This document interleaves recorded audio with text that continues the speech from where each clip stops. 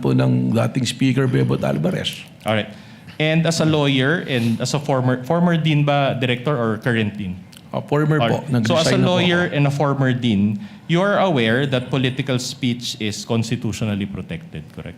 Depende po kung anong talumpati. You have to qualify. And unless we are under martial law again, Mayor Baste should be able to freely express his dissent to the government. Your Honor, that correct? is speculative. Let the witness answer. He is competent to answer that question. Unang-una, tama naman po kayo, wala namang martial law ngayon at pwede naman pong magsalita. But the freedom of expression has limitation also. Kung ito po ay nagbabiolate na ng batas at nakakasama na sa ating bayan, ay hindi naman po ito kasama na sa freedom of expression. Alright. But my question to you is this. Did he directly urge the people to overthrow the government in that trial?